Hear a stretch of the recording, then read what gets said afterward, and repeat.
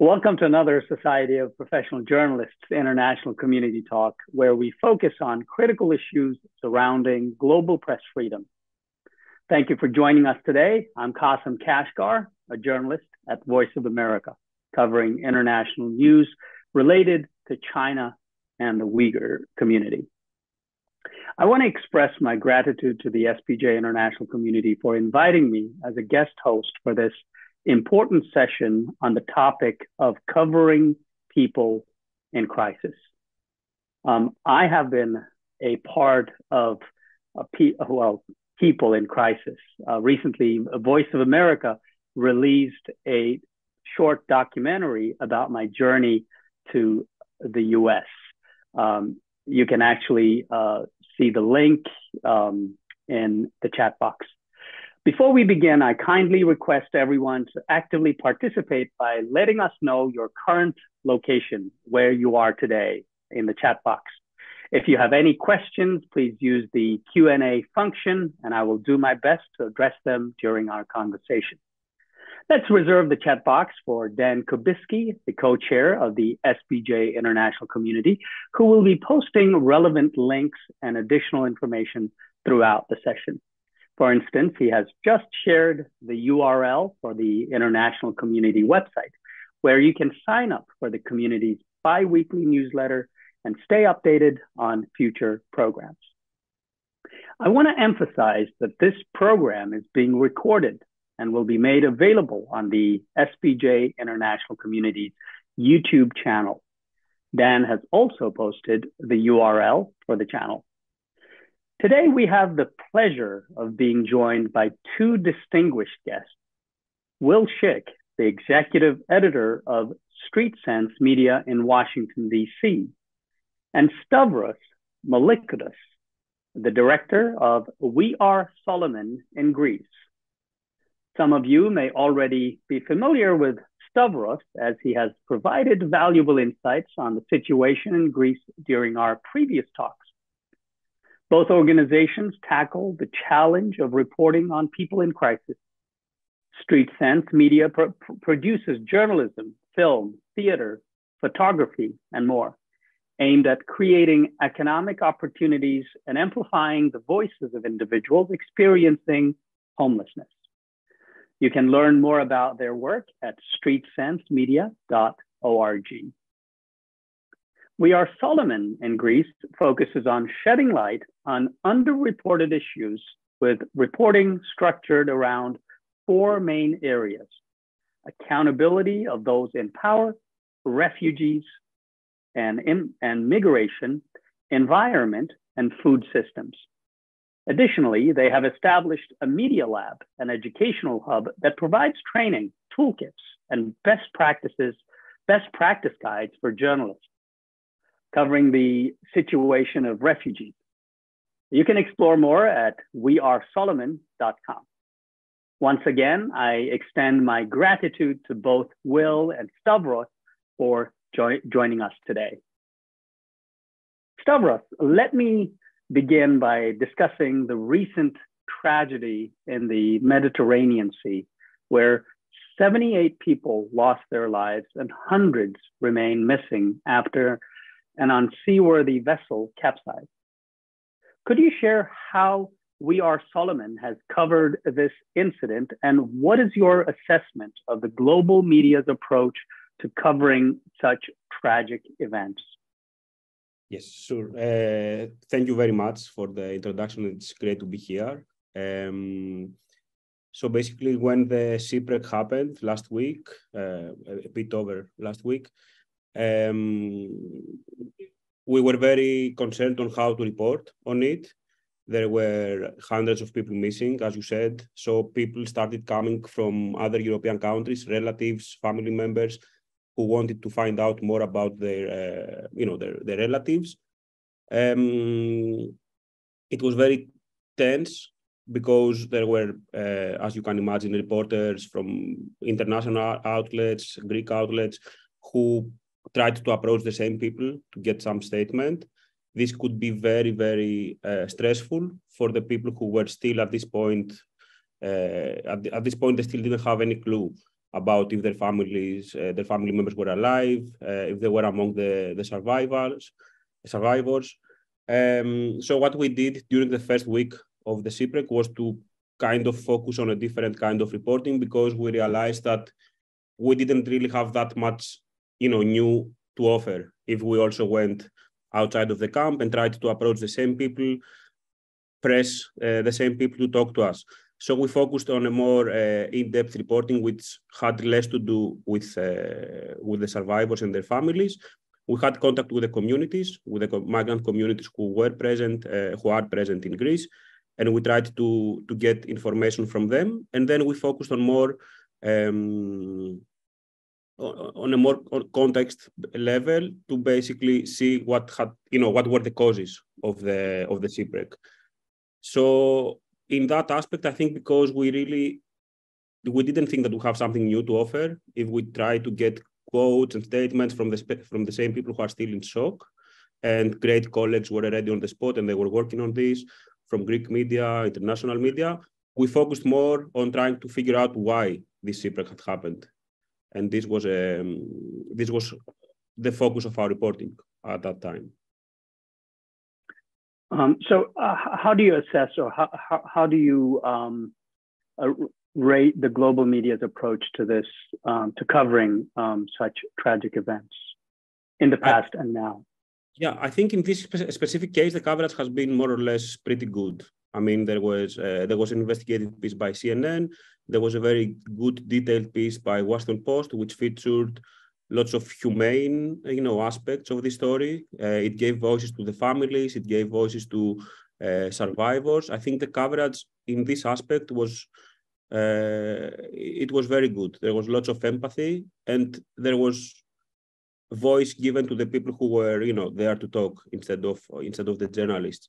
I think the coverage was very good. And also on the aspect that I mentioned earlier, on the aspect of what went wrong, because in this case, it seems that it's highly likely that this boat capsized because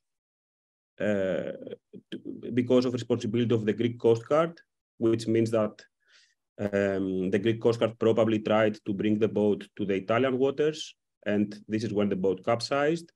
I think that in this aspect, international and Greek press, they have been quite consistent in trying to get answers, because as you can imagine, the authorities are not very keen to provide answers. And I think the media work in this aspect has been very good. Yeah. Thank you, Stavros. Will, I understand that you have recently developed a set of guidelines for reporters covering homelessness.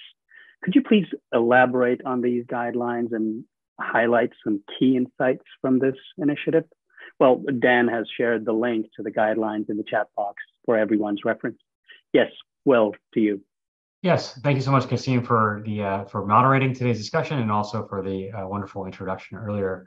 I guess before talking about the guidelines itself, I also wanted to just mention, I found it really interesting, some of the considerations that Stavros had mentioned about covering people who may be undergoing trauma, right? Particularly at a point that's really difficult in their lives.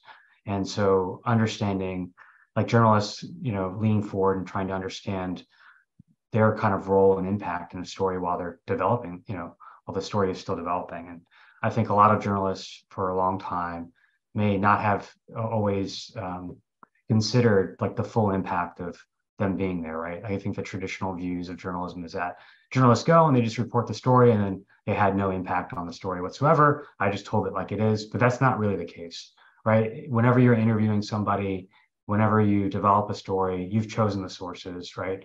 You've developed some kind of representation of the truth or the reality that's happening. And sometimes, the consequence of just asking so many questions can have second and third order effects. And we see this happen in really great ways, right? Where the journalism creates this really great discussion or public discussion around something that's very important.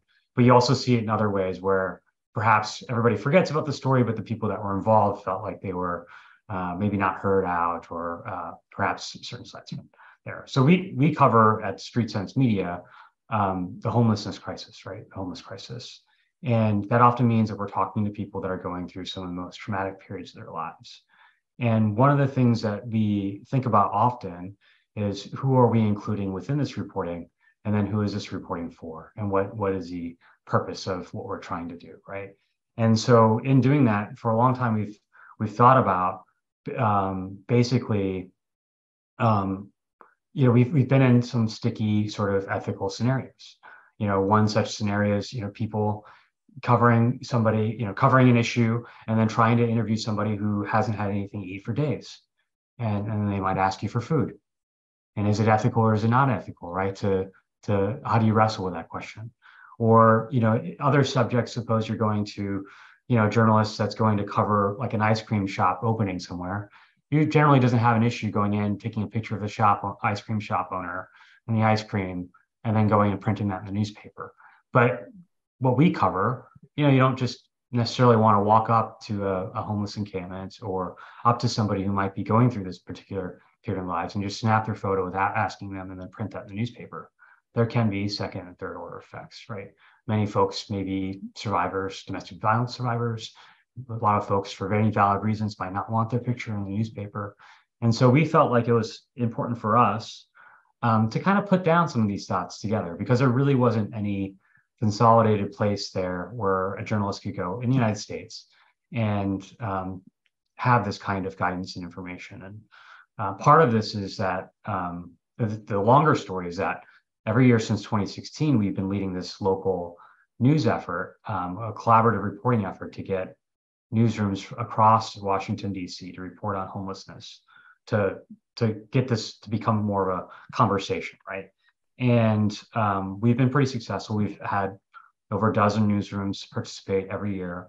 But in asking people to cover homelessness more, we also thought it was important for us to put down on paper, some of the lessons that we learned. And so that's where those guidelines came out from. And then as part of that, we also did interviews with journalists across the country, other folks who've had experience with the homeless services system, advocates and a whole host of people. Thank you, Will. I really enjoyed your insights, and now I would like to invite both of you to comment on a few key issues. Firstly, how can journalists approach? Well, Will kind of you did talk a little bit about this, but how can journalists approach the coverage of both homelessness and refugees in a compassionate and ethical manner? And considering that these topics may involve sensitive and challenging questions.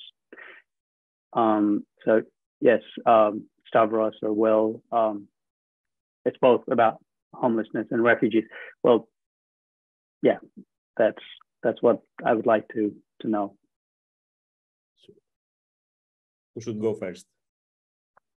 Stavros, you have a good answer, go for it. But I was going to say, so I guess something that Stavros had said earlier struck me. And it was about like covering, right, this recent issue there, like with the ship and the survivors. And I think one of the things is thinking about like, what sort of impact are you looking for with this particular story, right? Like, and I think whenever you're going into like covering something that has to do with like a big, crisis or a traumatic situation, is asking, like, I think journalists can always ask themselves, like, why am I covering this? And I think sometimes when we think of like problematic coverage, and that's a very subjective view, but what I might consider like a problematic coverage of homelessness is that I read this story and I don't really learn anything valuable out of it, right? I'm just either just reinforcing like things that I might have already known, or reinforcing, I think there are some coverage that's out there might reinforce stereotypes or play on just sort of regular tropes that everybody might be familiar with. But how does this story give new insight into something that is meaningful? And like really putting ourselves in the shoes of that reader or that audience member, like depending on what form you're doing journalism in, and thinking about like, why is it important for this person to know it, and what do we want? And I think in Stavros' situation, there, like in like looking at covering that particular issue, is that like asking the question why, and like focusing on that why. And I think very similarly, we do we do take a very similar approach to doing that. I think most often when you take that kind of approach, you kind of you dive deeper and you get past that surface level stuff where you might run into issues. Stavros? Yeah, I find everything that Will said, I totally agree, and it's super helpful. In my understanding, I think the basic approach when we report on, not only in people who are maybe in a less privileged position than we are, but in general, I think that no story and no investigation, no scoop deserves for any person to have been mistreated, and I think that we do this job. I think we serve a profession, and we try to serve the public interest, but we always have to be respectful and of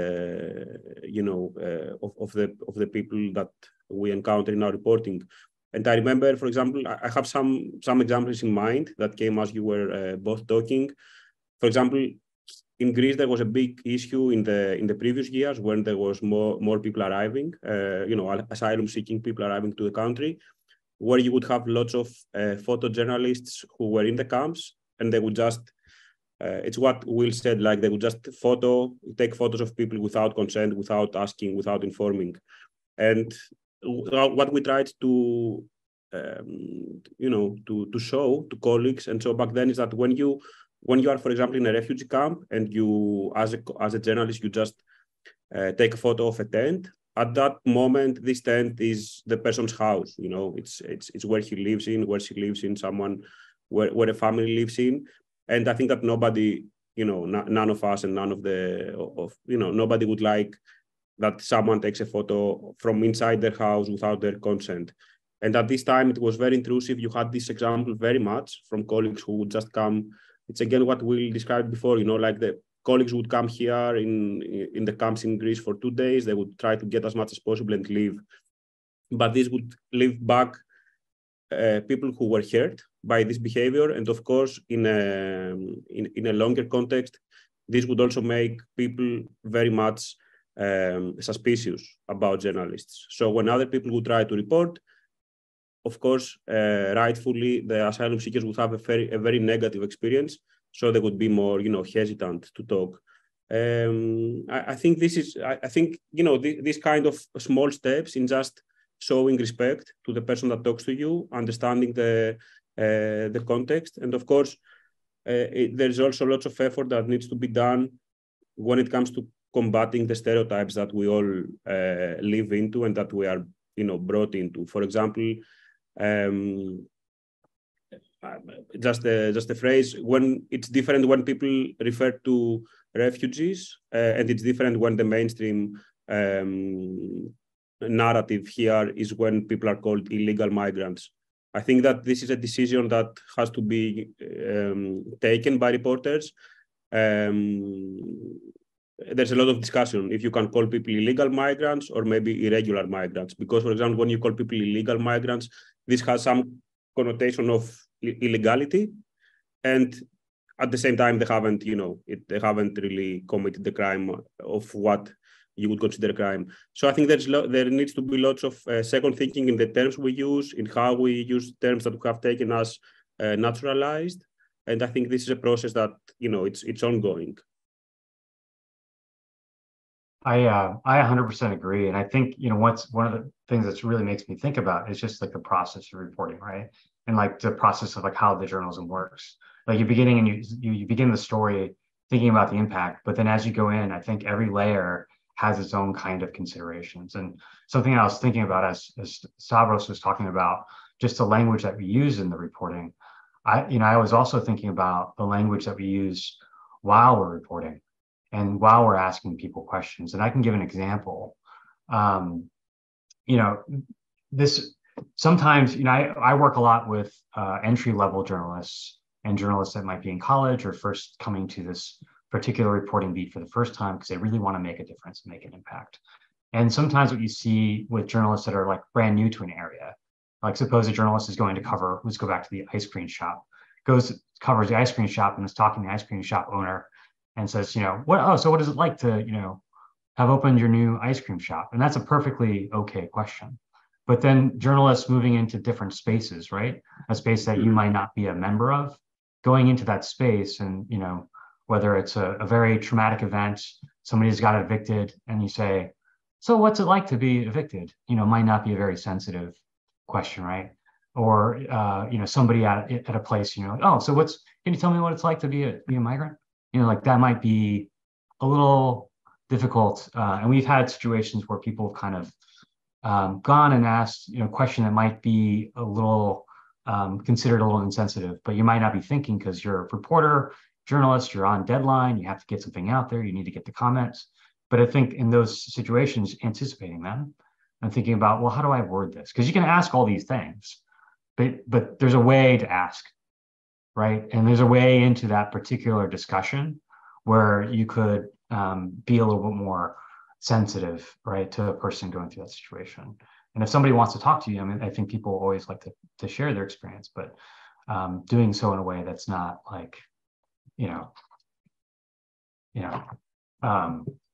offending. So, exactly, recorder in the face. There's a way about that you can go about doing these things that's shows that you're human and that you're also human, that's respecting other people as humans. Well, it was Stavros and Will. It was very insightful. I mean, I was listening to Stavros talking about labeling like illegal immigrants or aliens or similar. Well, in my reporting in the past, I had been an alien to the U.S. I recently was granted asylum, and so I can call myself finally a permanent resident of the U.S. But before then, also, I was covering other refugees and asylum seekers, news related about, and then there was this different labeling. And also in the news, I was covering about China's minority groups. But then, well, they're Muslims. And then, okay, when in reporting, if I was, well, it's very sensitive because if I call them Chinese Muslims, they get offended because they don't recognize themselves as Chinese, but they recognize themselves as Muslims. So I have to call them Uyghur Muslims or Hui Muslims. But in reporting, some journalists, I see they're reporting that it's Chinese Muslims, but then if they read it, they get offended. But yes, well, Will and Stavros, in both of your experiences, what are the most significant challenges journalists face when covering both homelessness and refugee situations? And how do your guidelines, Will, address these challenges? And Stavros, how in We Are Solomon, how you guys handle these challenges?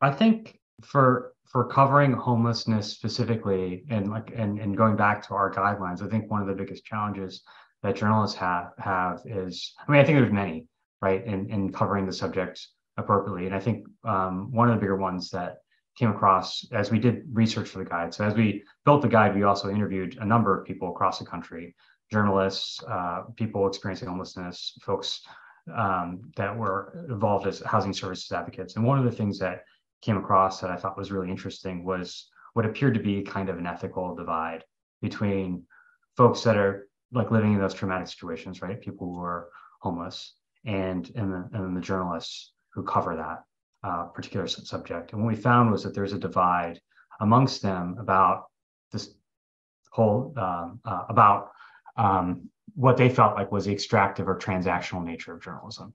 And that a lot of the folks, one of the questions we tackle all the time is it okay to compensate somebody for like doing an interview or for spending the time with you? And most journalists, we interviewed for our guide, were like, absolutely not, cannot, because it's a transactional thing.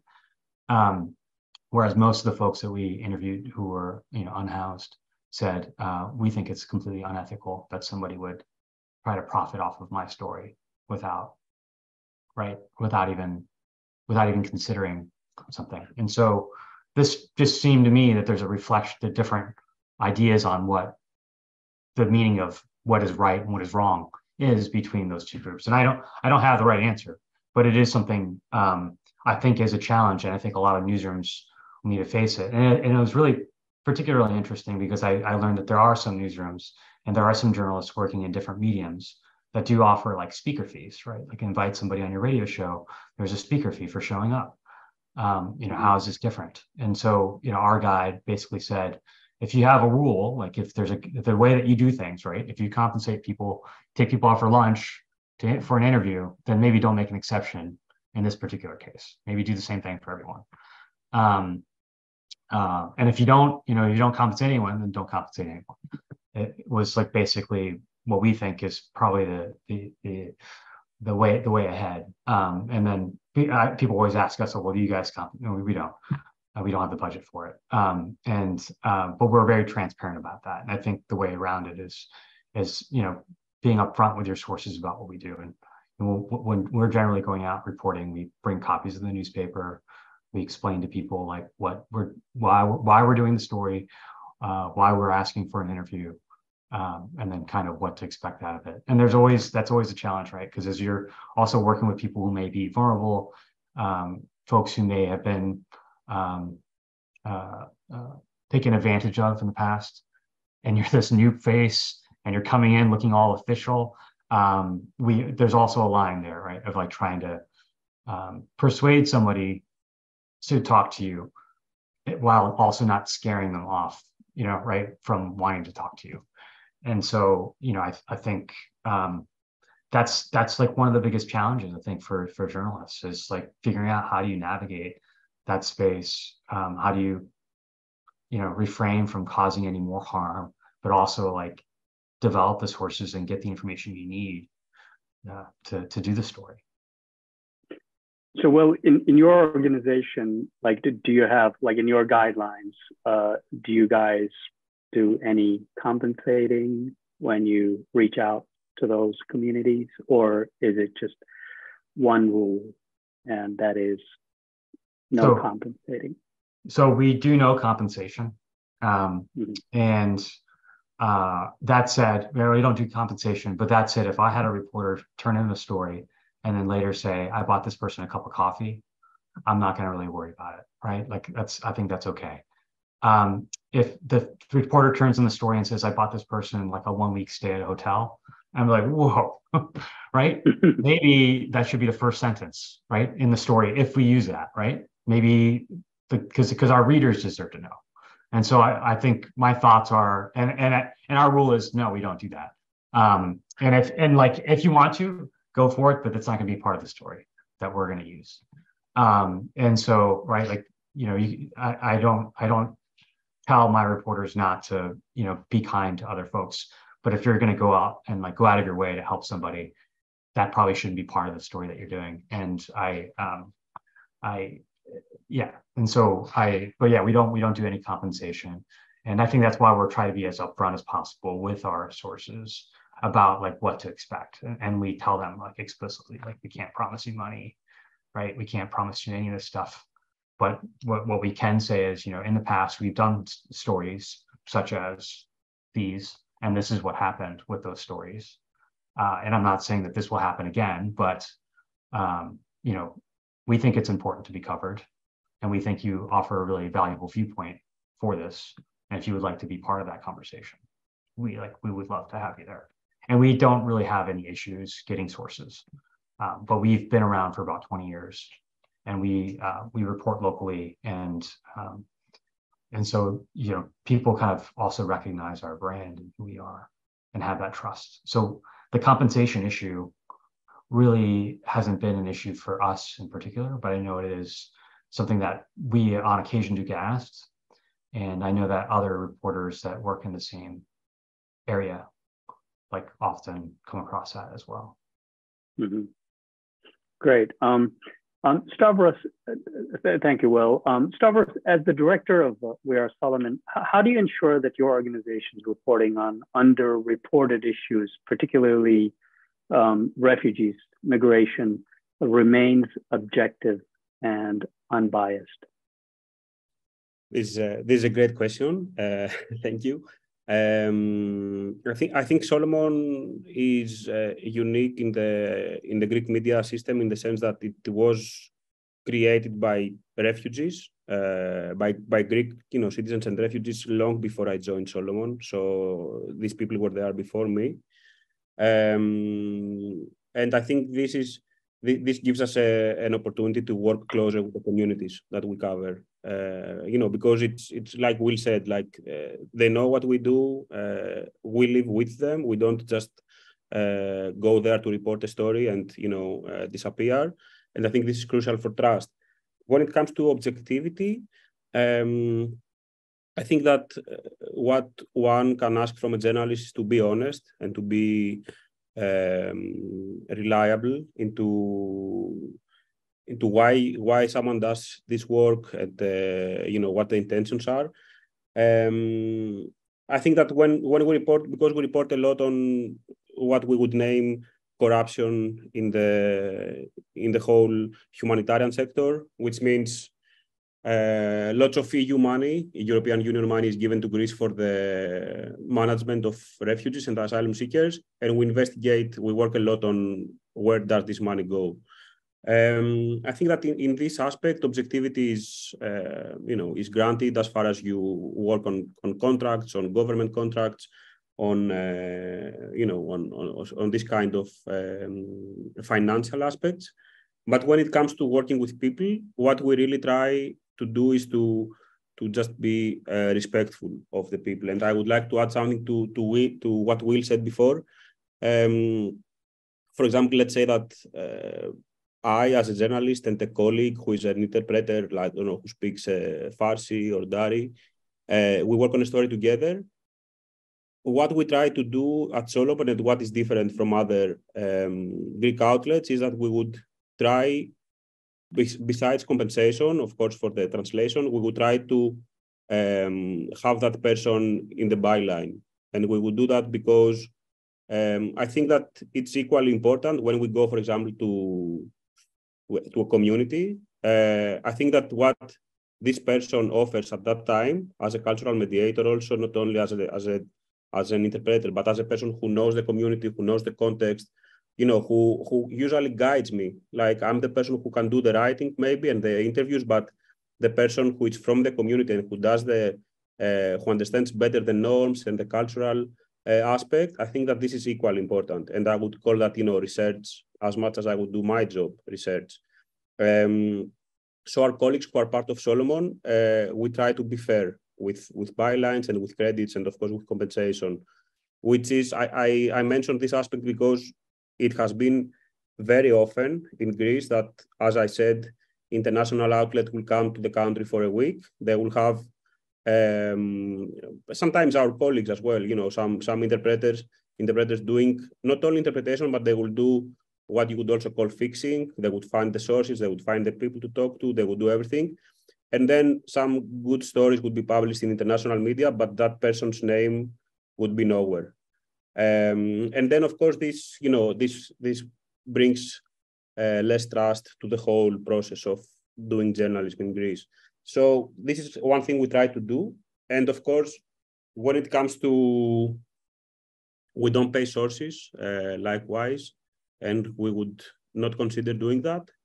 And just as Stavros, like as an individual, when I have felt that I really, someone is in a really bad place, and maybe because I have been reporting on their stories for months, that I feel closer to them. What has happened in this case is that I would help this person as a friend, but then we would both agree that I'm not going to report on the story.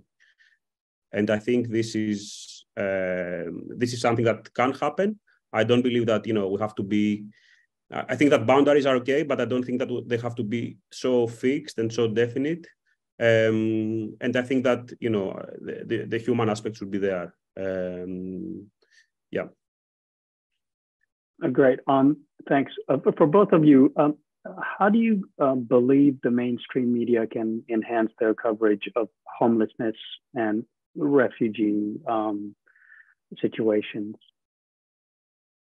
I think about being more solutions oriented in terms of like the reporting. And so I think oftentimes what we see in coverage is that like this thing happened, or like there's this problem, and things are framed around like a problem and not necessarily as an opportunity to like resolve like a bigger thing.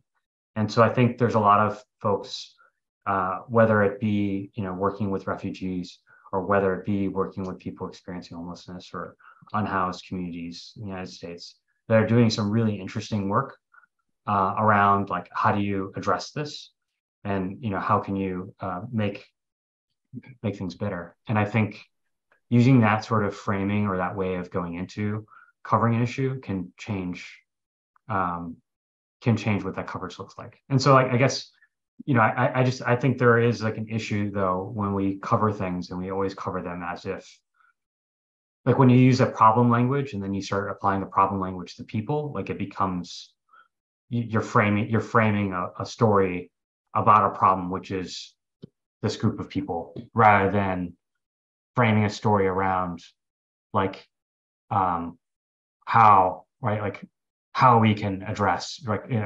what folks are doing around this issue to make it better. You know what I mean? I think there's a way that you can frame it so that it's more useful to an audience.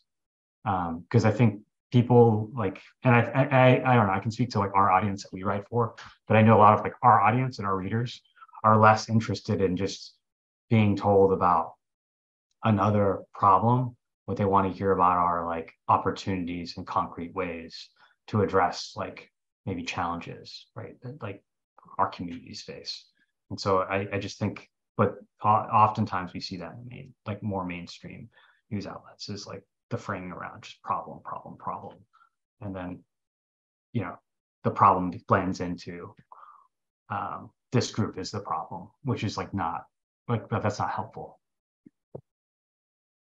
I totally agree with Will, and it very much describes how coverage of homelessness, for example, is in Greece also. When it comes to mainstream media, it's absolutely this problem approach, like a problem. Every once in a while, you will have, especially in TV, some quick, like 2 to 3 minutes maximum media reports on homelessness that will even have this the approach as a problem, even in how they portray people. So you will have the people who are, from the back and a bit dark and a bit some music of mystery, a bit dramatic. I don't think that this helps. I don't think that this helps to understand, like the wider context, the bigger image. I think that Will's idea about a bigger focus to solution reporting, I think that would be really, really valuable. Because I honestly don't see how, simply reporting that touches the surface of an issue with just some dramatic approach for 1 or 2 minutes. I don't see how this makes us understand the issue better and how this can motivate change. I think that this is really not enough. Well, I think honestly, like audiences are craving this kind of information, like this kind of news. Like we do so well, like in DC, and we're one of the few remaining weekly print newspapers in the city. And as many other newspapers kind of fold, like we tend to continue to have an audience. And I think part of the reason is because we focus. And I'm not trying to say we're better than everybody else. There are a lot of people that are doing really great work too. But I think people like our readers really appreciate being able to see things and understand more complex issues. But doing that kind of reporting takes time, and it takes more investment, and it takes and it's harder to do, right? It's not something you can without significant resources churn out something brand new, every hour. This kind of reporting takes time and takes kind of effort to do, and I think that's part of the reason why some of the more mainstream, particularly like daily outlets, right, like have a hard time keeping up with that because they have like this constant struggle with the deadline to meet. But doing it, I think, is really valuable.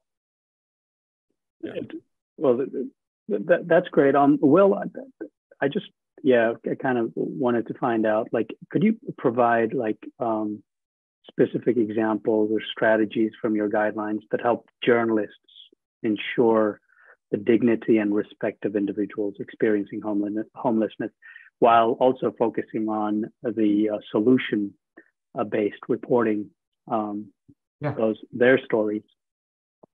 Absolutely.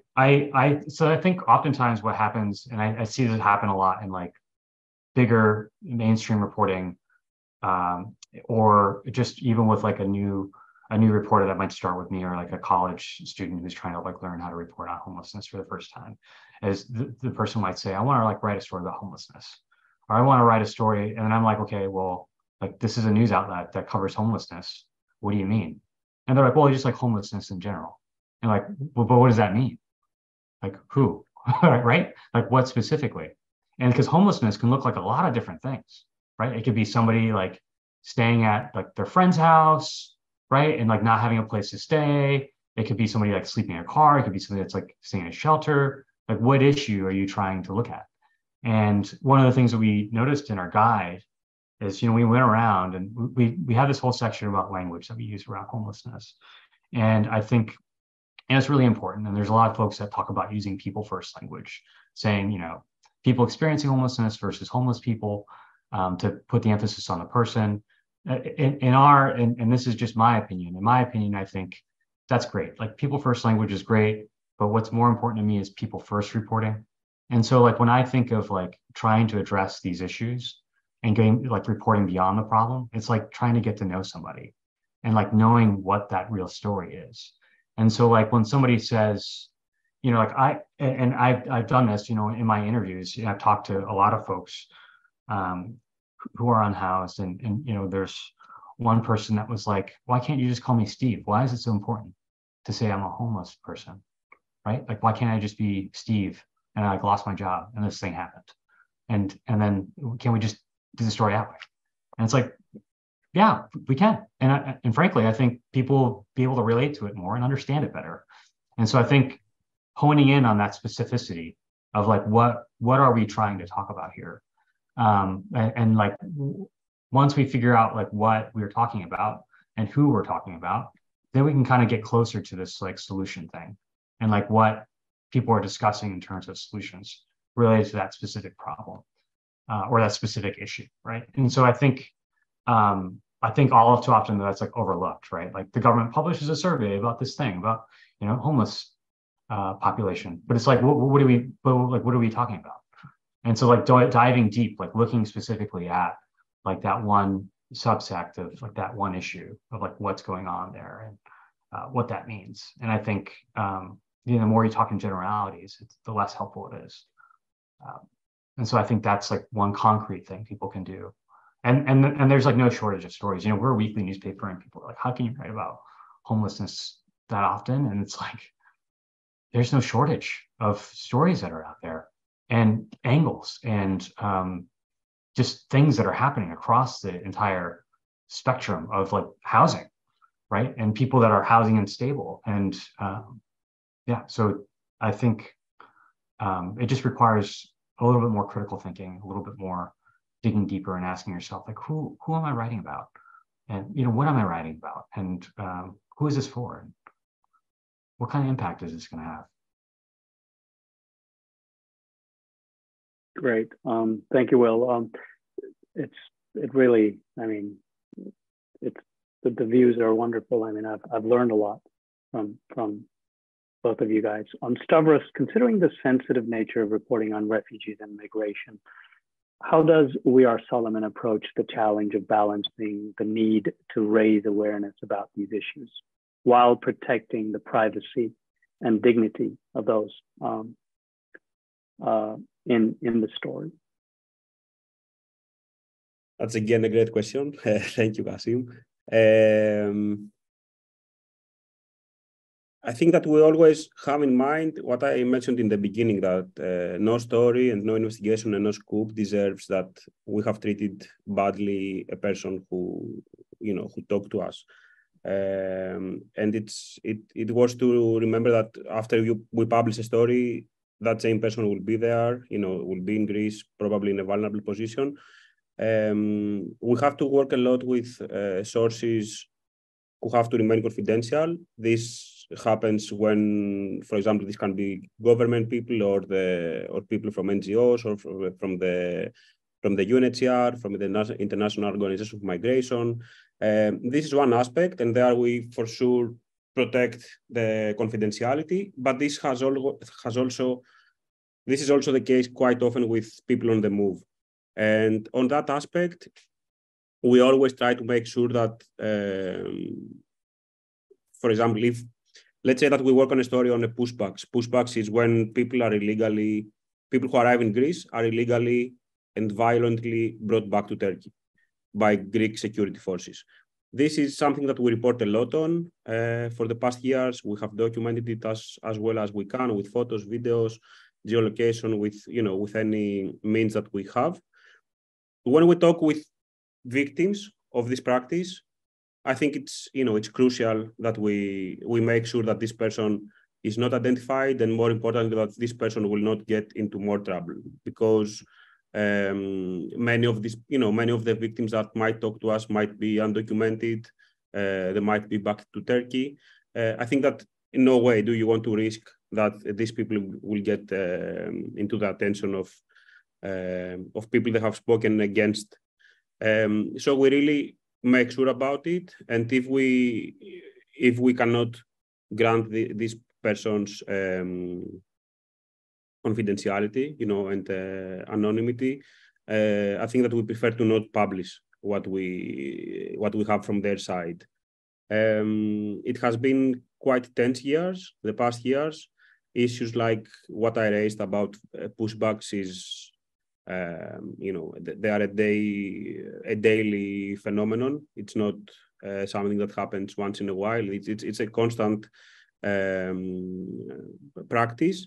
So we really try to make sure that people will not get into more trouble than they are now just because we would like to publish a story that we find it's important. Mm-hmm. Yeah, I also face similar stories where asylum seekers or refugees in different parts of the world, when they receive our interviews, they have this difficulty in whether actually exposing themselves to the news, to the world, or keep themselves as anonymous. And it's very difficult. And we can't help them to make that decision. I mean, they have to make that decision by themselves. There is one example. Sorry. Sorry. Go ahead. Yeah, sometimes they ask your advice, like, what should I do? It's always, I just try to actually throw that question to them back, like, you decide, I'll follow. Please, Stavros, go ahead. I think what you do is absolutely right. I just want to say that we have an example from the Shipwreck. So basically, after the Shipwreck, survivors began giving testimonies saying that there was an intervention by the Hellenic Coast Guard, as I said, by the Greek Coast Guard, and this is how the boat capsized. And after a bit of time, lots of pressure came to the survivors. And some of them changed their testimonies because they were pressed by the Greek authorities. And of course, we have to keep in mind, in how vulnerable position they are. If you are a survivor of a shipwreck and you arrived in a country that you didn't really plan to arrive, you have probably lost people you knew after spending 5 days on a boat in a very problematic conditions, and then you have authorities pressuring you into what you can share with media and what you cannot share. There was this aspect, there is this aspect, it's very present at this moment, that people, they are afraid to talk about what really happened. This, of course, doesn't make the need for accountability easier, but at the same time, you cannot really pressure these people who are concerned and hesitant about talking. So there's a balance there. And I think that, you have to respect their needs in this aspect, and the story comes second. Yes. And lastly, I would like to conclude our discussion by asking both of you the same question that we ask in every IC talk. What does press freedom mean to you? Will and Stavros, please.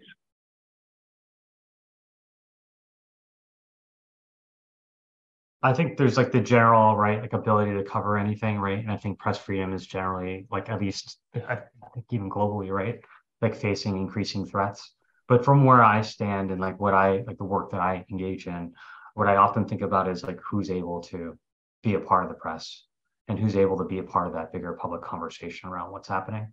And so I think about that a lot because there are a lot of communities in the United States that, and like folks that we even work with that were we not there, their voice would not be heard. And so I think about like, and then we also train folks, and we didn't really get to talk about this, but we also train folks who may be experiencing homelessness or who are unhoused in how to become journalists, right? Or how to do some journalism. And so like giving people the tools to do so and having that outlet. And just because you can write doesn't mean you can get published, right? And so there is that being a member of that press in itself is like there's like a barrier even getting there. And so I think a lot about, who has that access, even in this day and age, right, where seemingly everybody has a cell phone. Not everybody actually does. Yeah. In Greece, we have had the experience of being placed last in press freedom in Europe for the past 2 years by Reporters Without Borders.